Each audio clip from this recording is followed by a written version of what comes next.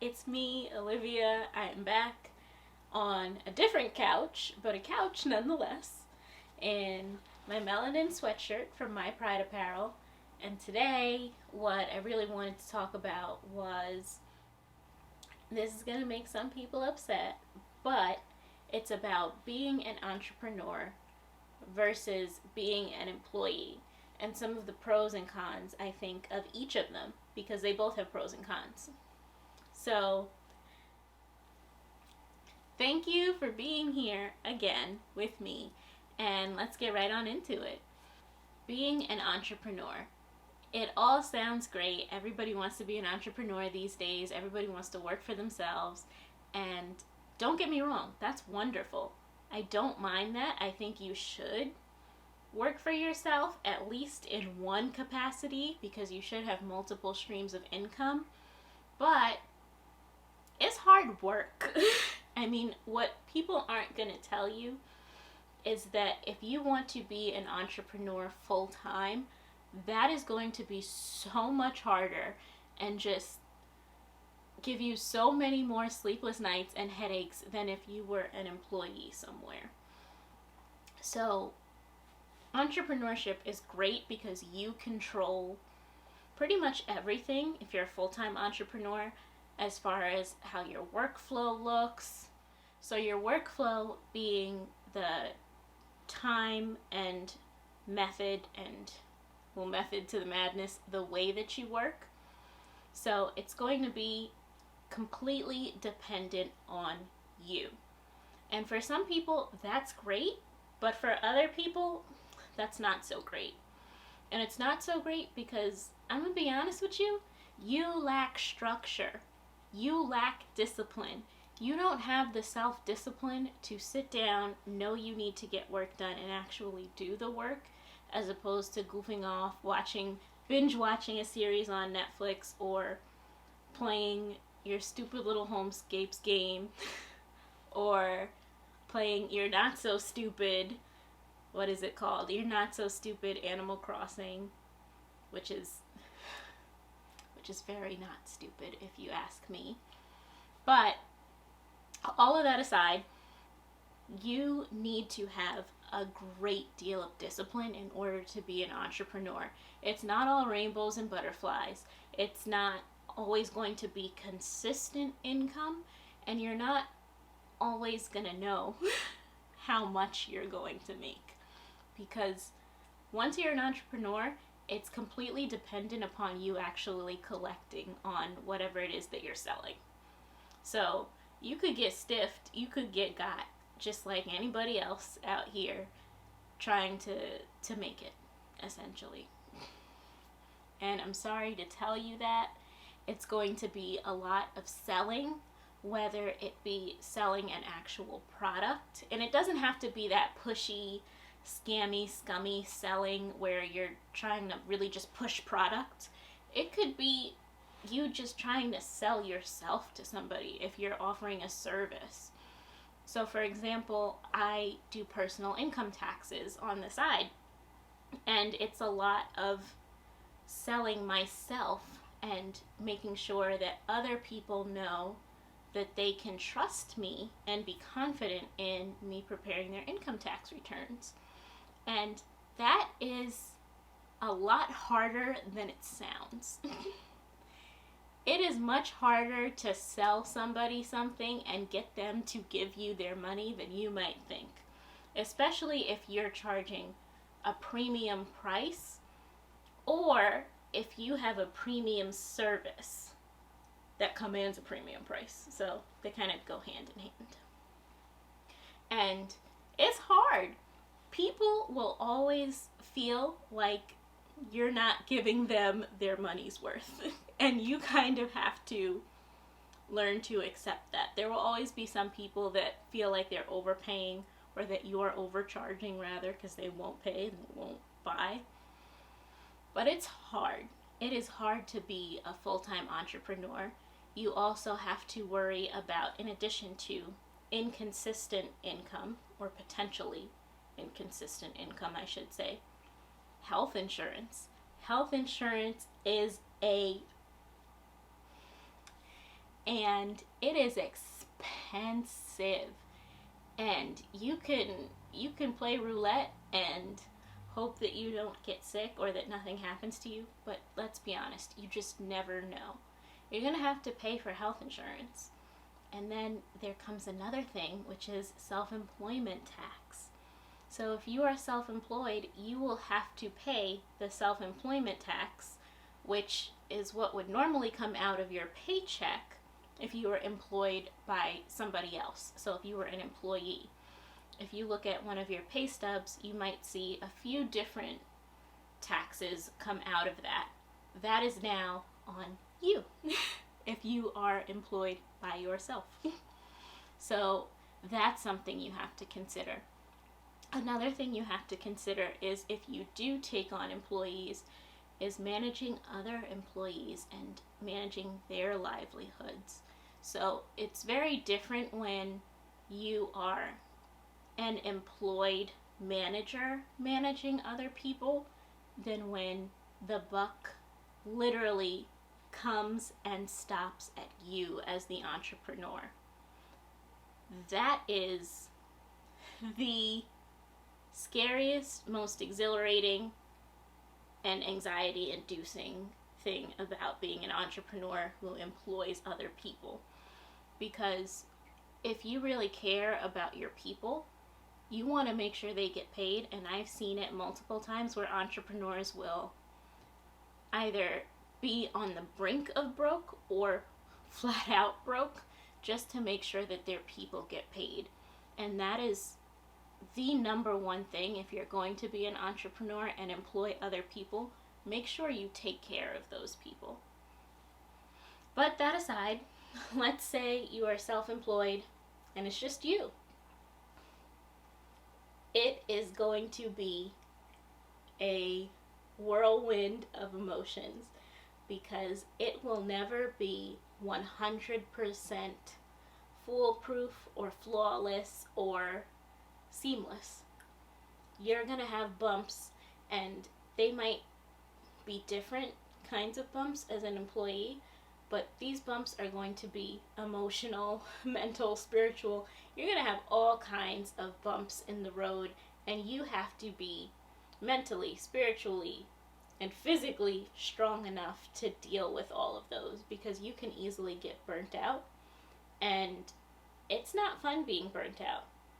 If you know anything about burnout, link in the cards, here, maybe here.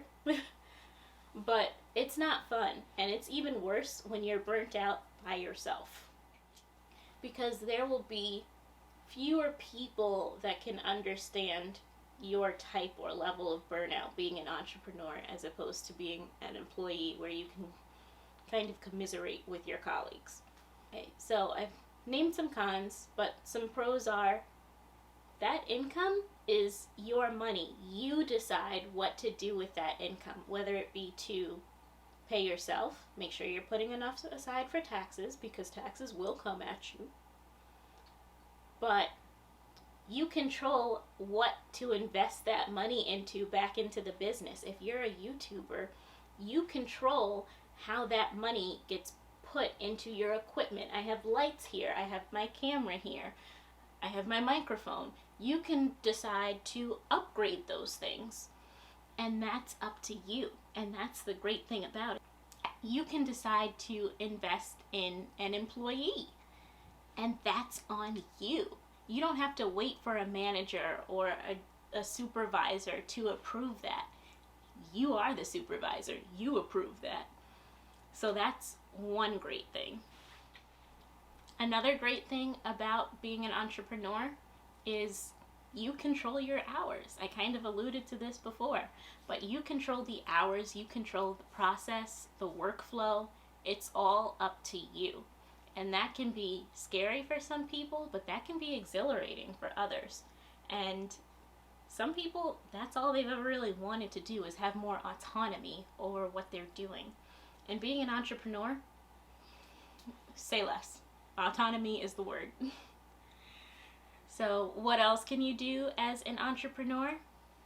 You can decide when to go on vacation, if you go on vacation.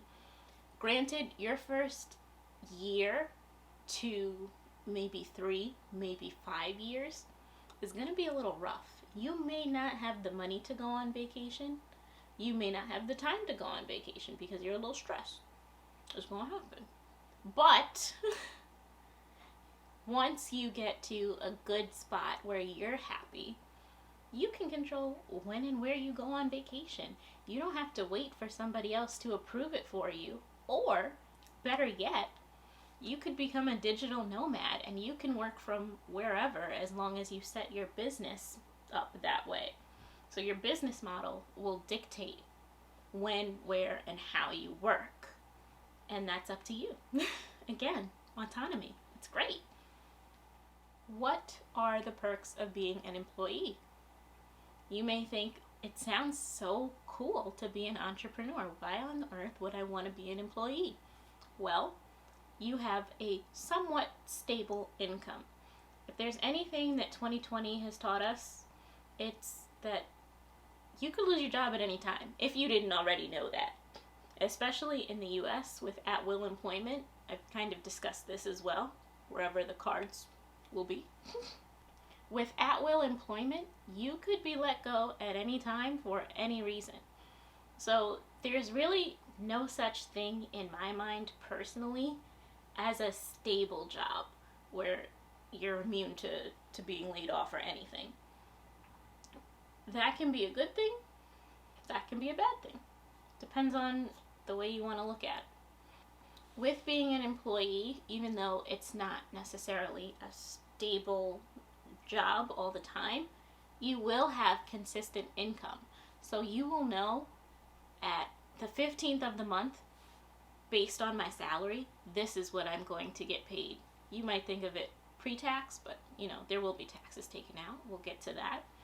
But you'll know you get paid that amount on the 15th. And if you don't get paid that amount on the 15th, you have somebody directly whom you can go to and say, hey, where's my money at? You can't do that as an entrepreneur. I mean, you can press your clients for the money that they owe you, but they don't have to pay you. I'm sorry to tell you. They don't have to pay you. You can take them to small claims court if they don't pay you on time, or, an actual big court. Big court. Whatever that means. Not small claims court if they owe you an exorbitant amount of money. But with being an employee, you can go straight to your employer, and if your employer is not paying you, and not because you have a wage garnishment or any other, like alimony or child support that is mandated to come out of your check from a local, state, or federal government, you can go to them and be like, where's my money? Not like that. Don't say that to your employer. But you can go to them and inquire about what's going on with your paycheck. And they will need to tell you what's going on with your paycheck. But you're supposed to get X amount of money on X date each month. That's not something that's guaranteed with entrepreneurship. Another thing is you have set times to work. Now, sometimes you will have to work overtime in certain fields, but for the most part, it's structured. Everything is structured for you already because that's the code of conduct. That's what you signed off on. That's what you were getting yourself into when you started the job. Hopefully they didn't do some toxic workplace swindle stuff. But you know what to expect. If you work a 9 to 5, you come in at 9 and you can set the standard where you will leave at 5 p.m. on the dot if that is in your contract and that is what you're paid for. Entrepreneurship, you might work a little bit longer. That's almost inevitable, if I'm being honest. But what's good about being an employee is there's structure around your day. You most likely have a manager who dictates what needs to get done and what doesn't need to get done in a day. And that's pretty much it. So you have somebody who tells you what needs to get done. Or if you've been in a job long enough, maybe you'll just know what needs to get done in the timelines and everything. But being an entrepreneur, you kind of don't have that structure. You need to create that structure. So you need to be very ingenuitive, and you need to be innovative. You need to be thinking on your toes at all times, because you will be the marketing, the accounting, the everything, the sales. You will be the everything departments all in one until you can scale and grow up to not acquiring more people. That sounds very cold. But until you can scale up to hiring and expanding with more people on your team, or outsourcing to other teams or other companies for those various functions. Being an employee also gets you that health insurance I was talking about that you will have to pay out of pocket as an entrepreneur. And health insurance is extremely important, especially if you tend to get sick, if you are chronically ill, if you play a sport, like in a rec league or anything, because you could break your leg and then what? Now you're going to be in debt because you have to pay a huge hospital bill. US problems. But it's going to be crazy. And it'll be a little less crazy if you had just paid what seemed like a lot of money in health insurance as an entrepreneur than paying thousands of dollars in medical bills. But as an employee, you have health insurance that's not $500, $600, $700 a month. Maybe it's $100, maybe it's $200 a month. And there you go. Being an employee, the last thing I would say is you just feel a little bit more secure. It's definitely the safe route for most people. Entrepreneurship, I will say, is just not for everyone. It's not. It takes a certain level of discipline and hunger to do. And not to say that employees are lazy, because that couldn't be further from the truth. But there's nothing wrong with working your way up the corporate ladder and potentially making even more money in a shorter amount of time than going the entrepreneurship route, because not every entrepreneur is successful in the eyes of some people who are employees who have aspirations to lead entire teams or lead entire companies. So it really just depends on you. Do you want to be at the top of the food chain, so to speak, and run an entire organization or an entire team and know that you will always have a consistent, stable income coming in? Or do you want to take a chance on yourself? You have a big dream, or you've always thought of owning and running your own company, and you're willing to sacrifice a good deal of time, but potentially reap fruitful benefits from going that route and really owning your own path. And there are financial repercussions to entrepreneurship, but there are time-bound repercussions to employeeship. We'll say employeeship. I'll put the right word down here if I find it. But you've got to think, because sometimes if you're an employee, you're doing a ton of things on somebody else's time, a manager's time, which can be true for entrepreneurship, but for the most part, you have the autonomy to say yes or no. So it really depends on you. Are you disciplined enough for entrepreneurship? Or do you need more structure? Are you okay with ambiguity, essentially? And are you okay with knowing that somebody else will dictate your day? Just think about it and know that these are the pros and cons. And I hope this video was helpful to you. And if you want to discuss, let me know what some of your pros and cons are of entrepreneurship and employeeship down in the comments below. Thank you so much for joining me again this week, and I hope you have a great one. I'm out.